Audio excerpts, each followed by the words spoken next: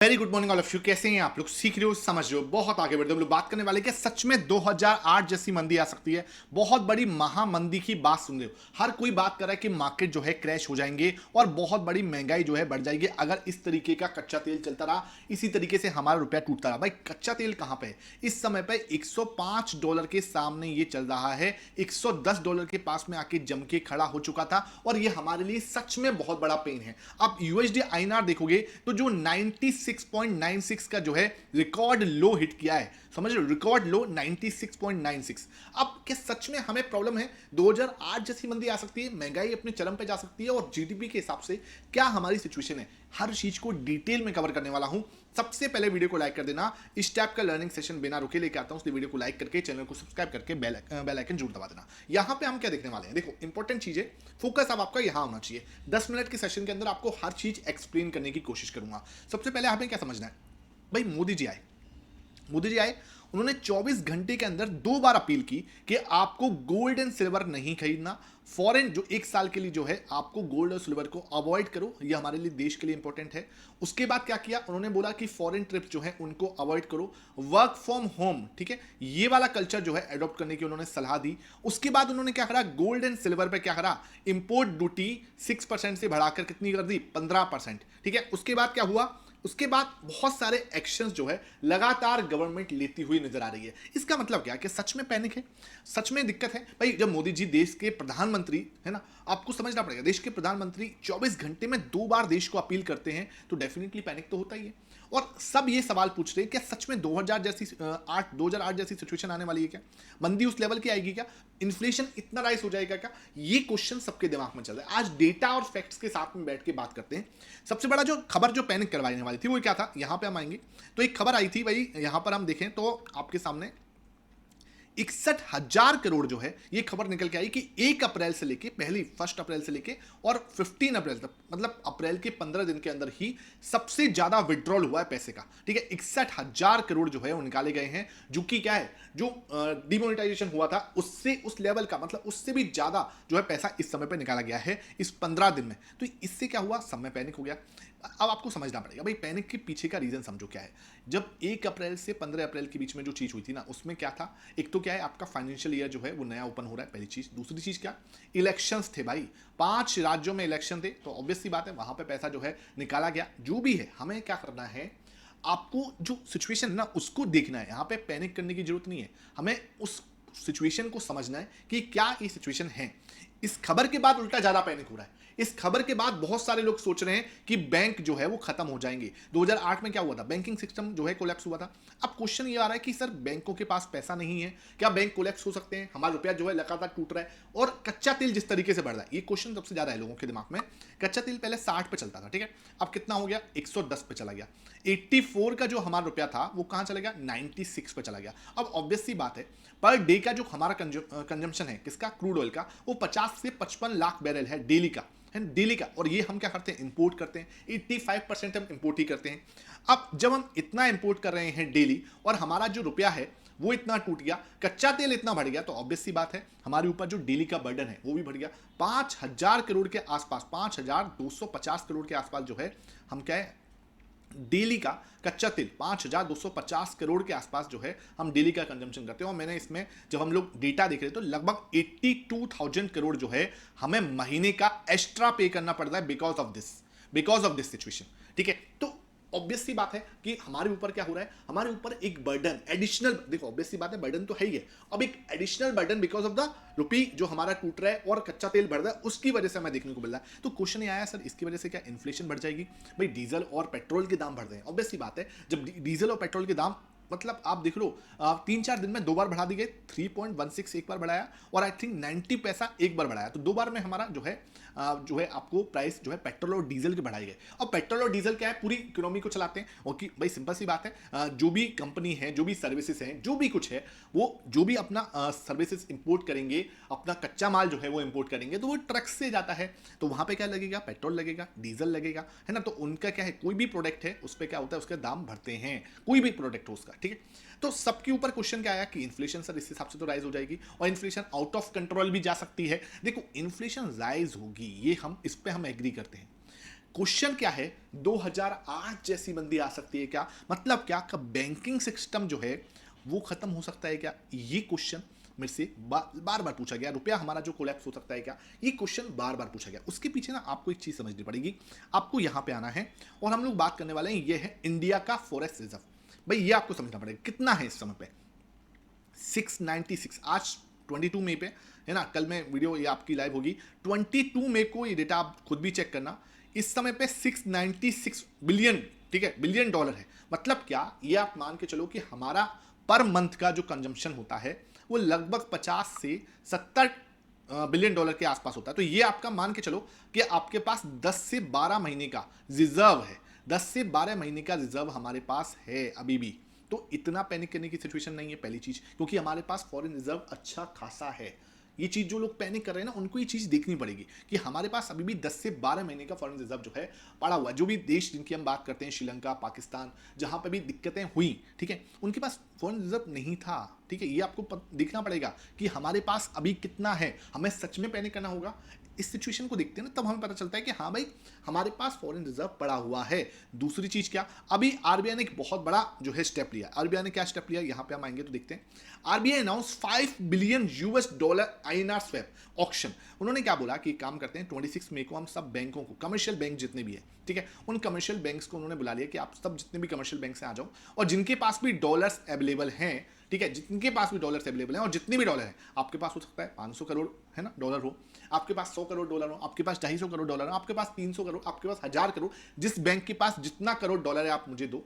उसके बदले में आपको क्या मिलेगा, INR मिल जाएगा, आपको इंडियन रुपीज मिल जाएंगे। ठीक है, ये इंडियन रुपीज, ये करार हुआ कि आप हमें डॉलर दे दो, हम आपको क्या कर देंगे, हम आपको INR उसके बदले में दे देंगे। उससे क्या होगा, उससे ये होगा कि बैंकों के पास में रुपया आ जाएगा, बैंकों के पास करेंसी आ जाएगी, लिक्विडिटी आ जाएगी। वो क्या करेंगे, जैसे ही सिस्टम में लिक्विडिटी आएगी तो वो क्या करेंगे, ज्यादा से ज्यादा लोन देंगे। उससे क्या है, इन्फ्लेशन बढ़ रही है तो इंटरेस्ट रेट बढ़ने चाहिए, लेकिन बिकॉज ऑफ द लोन पैसा हमारे पास सिस्टम में आ जाएगा, लोन सस्ते हो जाएंगे। लोन भाई जो है इंटरेस्ट रेट को बढ़ाया नहीं जाएगा, पैसा आ जाएगा। उसकी वजह से क्या है, धीरे धीरे आपका इन्फ्लेशन जो है वो कंट्रोल में आने लगेगा। और जो से बोलते हैं ना, पूरा कंप्लीट मैकेनिज्म जो है इसको हम करने वाले हैं। ये क्या होता है, ये 3 साल के कम से कम ये जो है करार होगा, और ये 26 मई को होने वाला है। इसी न्यूज की वजह से, अभी तो ये हुआ नहीं, अभी ये न्यूज आई है, ठीक है, इस न्यूज की वजह से क्या है, ये ब्रह्मास्त्र जो आरबीआई ने चलाया है, ब्रह्मास्त्र भाई ये, ठीक है, इस न्यूज की वजह से ही आपको रुपया जो है बहुत अच्छा सही लेवल पे 95.5 के पास में, आई थिंक सो, मैंने जो लास्ट देखा है वहां पे आ चुका है, इस न्यूज की वजह से। ठीक है, तो ये चीज हमें क्या दिख रही है कि डेफिनेटली गवर्नमेंट जो है ना स्टेप्स ले रही है। अभी ना देखो, जो लोग बोल रहे हैं 2008 जैसी मंदी आ जाएगी, पैनिक जो आपको करवाना है, कुछ लोग यहां तक बोल रहे हैं कि भाई रुपया जो है निकाल कर घर पे रखो, ये सब सिचुएशन ना आपको समझना पड़ेगा, इतनी खराब सिचुएशन नहीं है। मैं आपको फॉरेन रिजर्व दिखा सकता हूं, आप फॉरेन रिजर्व देखो अपने पास में, अच्छे खासे $700 बिलियन के आसपास के फॉरेन रिजर्व हमारे पास है। दूसरी चीज का, रुपया जो टूट रहा है उसके लिए आरबीआई ने $5 बिलियन को INR से स्वैप करने के लिए बिल्कुल जो है मंजूरी दे दी है। ये 26 मई को होने वाला है। उसके बाद क्या, कुछ बड़ी डील्स जो है हमारे साथ में हो रही है, यहां पे हम उनको भी देख लेते हैं। ये चीज मैंने आपके साथ शेयर की। अच्छा, ये देखो, जीएसटी कलेक्शन। ऐसा नहीं है कि भाई हमारे देश के अंदर कोई जीएसटी कलेक्शन नहीं हो रहा। अप्रैल 2026 all time record 2.43 lakh crore, 2.43 lakh crore GST इतिहास में अब तक का सबसे बड़ा मंथली कलेक्शन है ये, अप्रैल 2026 में। मार्च 2026 में 2 लाख करोड़ को पहली बार एक सिंगल मंथ के अंदर हमने तोड़ा है।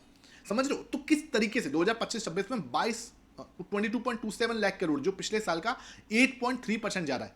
तो लोगों के पास पैसा है, लोगों के पास पैसा खर्च करने की पावर भी है, और लोग पैसा खर्च करके जीएसटी दे भी रहे हैं। ये हमें डेटा बता रहा है, ये कोई हवाबाजी बात नहीं है। आप पूरा डेटा खुद से चेक करो ना। इन चीजों को जब डेटा हमारे पास में होगा, फैक्ट्स हमारे पास में होंगे ना, तो क्या होता है, देखो मैं आपको ये नहीं कह रहा कि समझदारी ना दिखाओ, समझदारी दिखानी है, लेकिन पैनिक नहीं करना। पैनिक वाली कोई सिचुएशन नहीं है। डेफिनेटली हमारा देश प्रॉब्लम में है, मैं ऐसा नहीं कहूंगा कि हाँ पर प्रॉब्लम नहीं है, डेफिनेटली बहुत प्रॉब्लम है। इस तरीके का रुपया लगातार टूटना 96.96 डेफिनेटली एक रिकॉर्ड लो है, और ये लगातार टूटना कोई भी जस्टिफिकेशन इसकी नहीं दे सकता है ना, इसकी कोई जस्टिफिकेशन है ही नहीं। एशियन करेंसी में सबसे ज्यादा हम लोग जो है डिप्रिशिएट हुए हैं।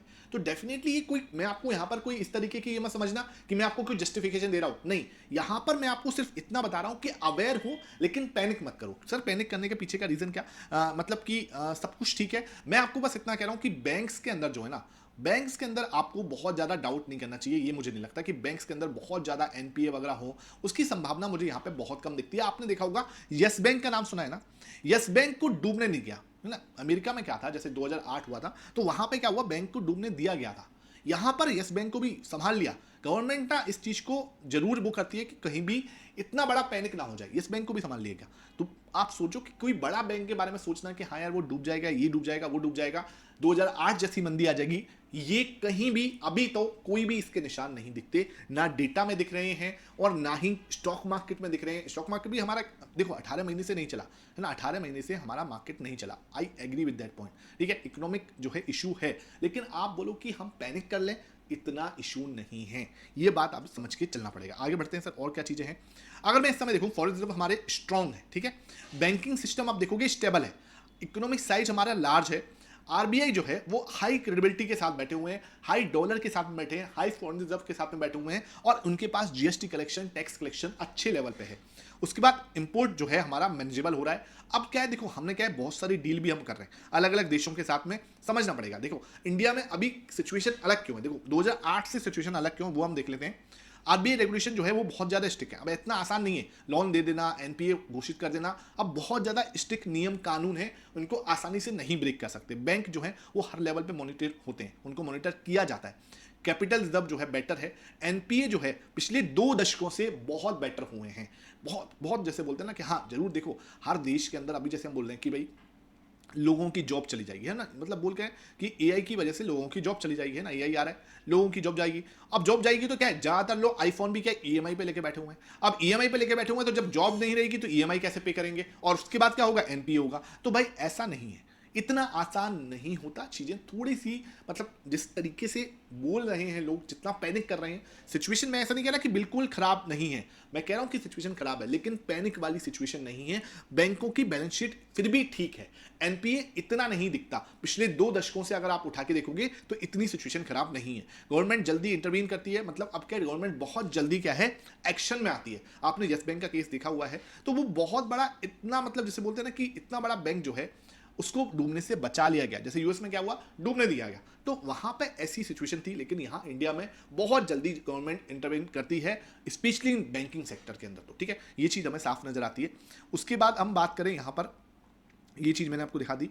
हम लोग देखें तो यूएई के साथ हमने जो डील की है, अभी जो हमारी यूएई के साथ डील हुई है, उसको आप देखोगे तो यूएई के साथ जो डील हुई है ना हमारी, वो रुपीज में हुई है। उन्होंने कहा कि हम दिरहम और रुपीज में डील करेंगे, तो जो भी डील हुई है वो रुपी एंड दिरहम ट्रेड हुई है, बहुत ही अच्छे से। Strategic oil reserve, long term LPG deal. आपको पता होगा यूएई जो है ना वो ओपेक का पहले मेंबर था, अब जैसे ही ईरान ने क्या है यूएई पे अटैक किया, तो ईरान भी क्या है ओपेक का वो है सदस्य है, तो इन दोनों के बीच में क्या हो गया भाई, जब हम आपस में ही अटैक कर रहे हो तो हम इसके अब मेंबर नहीं रहेंगे। तो यूएई क्या है, ओपेक का मेंबर नहीं रहा। ओपेक मतलब सिंपल है, जो ऑयल रिजर्व जो होते हैं आपके, कच्चा तेल कितना निकालना है, कितना उसका डिमांड सप्लाई रखना है, इस चीज के उसके रेट क्या रहने चाहिए, वो डिसाइड करते हैं। ठीक है, क्योंकि वहां पे सब ऑयल रिजर्व वाले देश जो है उसके अंदर आते हैं, रशिया आ गया, बहुत बड़े बड़े देश इसके अंदर रहते हैं। तो वो लोग क्या डिसाइड कर, सऊदी अरेबिया जो है, ये लोग डिसाइड करते हैं कि क्या हो सकता है ऑयल का सही प्राइस। ठीक है, अब उससे क्या है यूएई हट गया, बिकॉज ऑफ द ईरान ने उन पे अटैक कर दिया। अब क्या यूएई इंडिविजुअल काम कर रहा है, इंडिविजुअल वो अपना तेल निकाल रहा है। तो अब क्या इंडिया ने उनके साथ डील की और रुपीज में डील की है, रुपीज एंड दिरहम में, कि आप हमें रुपीज में डील करेंगे हम आपको। क्यों इंपॉर्टेंट है, पहली बार डॉलर डिपेंडेंसी कम हुई है, ध्यान रखो। ठीक है, और इंडिया ना अब इसी चीज पे काम कर रहा है कि डॉलर की डिपेंडेंसी जो है वो कम हो, है ना। बिगेस्ट इंपैक्ट क्या है, रुपीज इसको सपोर्ट मिलेगा, इन्फ्लेशन कंट्रोल होगी, ऑयल सिक्योरिटी मिलेगी। भाई ये बहुत बड़ा सर्वाइवल टेक्निक जो है हमारे देश के अंदर हो रही है। हमें ना देखो, मैं ऐसे कह रहा हूं सिचुएशन खराब है, लेकिन जो चीज अच्छी हो रही है एटलीस्ट हमारे दिमाग में वो होना चाहिए। ठीक है, ऐसा नहीं हो कि आप बिल्कुल ही आंख बंद करके बैठे हो और सिर्फ गलत ही गलत, नेगेटिव ही नेगेटिव देख रहे हो। मैं कह रहा हूं अवेयर रहो, आंखें खोल के, वो मतलब आंखें खोलने का मतलब क्या होता है कि आपको ये भी पता है नेगेटिव क्या है, आपको ये भी पता है पॉजिटिव क्या है, तो दोनों चीजें हमें पता होनी चाहिए, है ना। मैं आपको ये बोल रहा हूं सिचुएशन खराब है, लेकिन 2008 जैसी मंदी मुझे कहीं भी नजर नहीं आती। ये चीज आपको साफ पता होनी चाहिए। उसके बाद लास्ट जो स्लाइड है हमारी, उसको देख लेते हैं। आरबीआई रोज डॉलर बेच रहा है, रुपया गिरता है तो आरबीआई मार्केट में डॉलर बेचता है। लगभग आरबीआई लगभग 1 बिलियन जो है डॉलर डेली इंटरवीन कर रहा है रुपी फ्री फॉल से बचाना, पैनिक रोकना और डॉलर की लिक्विडिटी देना। इससे क्या होगा भाई, हमारे पास फॉरेन रिजर्व है, इससे क्या होगा, रुपए जो है थोड़ा सा बैलेंस आउट होगा। रुपए को बचाना है, रुपए को अगर कहीं ना कहीं उसको एक सेफ्टी प्रदान करनी है तो ये सिचुएशन बहुत ज़्यादा जरूरी हो जाती है। तो ये मैंने आपके साथ बिल्कुल समझा दिया। मेरे ख्याल से आई होप ये सिचुएशन आपको समझ में आई हो। कहीं भी आपको पैनिक करने की जरूरत नहीं है। बहुत सारे लोग जो है मैं देख रहा हूँ वो मंदी, महामंदी, क्रैश, पैनिक ऐसे चीज़ों को यूज कर रहे हैं। तो आई रिक्वेस्ट यू कि कहीं भी पैनिक वाली सिचुएशन नहीं है, अवेयर रहो और खुश रहो, ज़्यादा बहुत ज़्यादा पैनिक मत करो। आई होप ये वीडियो पसंद आई हो। वीडियो पसंद आई है लाइक करना, शेयर करना। Thank you for watching this.